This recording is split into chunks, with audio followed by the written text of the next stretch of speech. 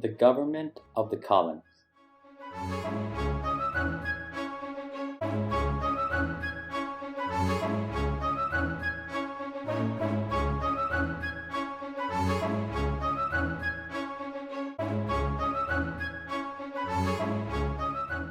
The British parliamentary tradition.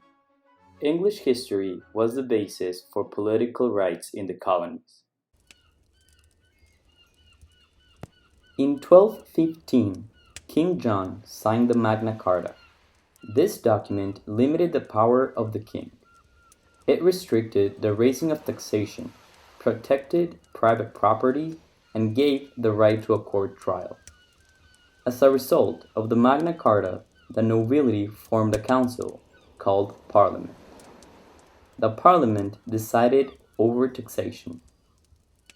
In 1688, the Parliament dethroned King James II. His daughter and her husband took over the crown. The new Queen and King signed the English Bill of Rights. A Declaration of Rights enlists the freedom of individuals, such as a trial in front of a jury. The English Bill of Rights was signed in 1689. Permission was required to raise taxes, as well as for keeping an army. The Parliament was elected by vote, granted freedom of expression and habeas corpus. Colonial self-government. The settlers wanted to form part of the government because they valued the ideas of a restricted monarchy and a representative government. The settlers wanted to take part in their government following the British political traditions. White men in the American colonies acquired limited self-government rights. In 1701, William Penn was forced to agree that only the General Assembly could create laws. In 1760, all the British colonies of North America had some sort of legislature that allowed them to draft laws. The right to vote in the colonies was greater than in England. Still, it presented a lot of restrictions. Women, Indians, and African Americans could not vote. Freedom of press. Freedom of the press was born out of self-government.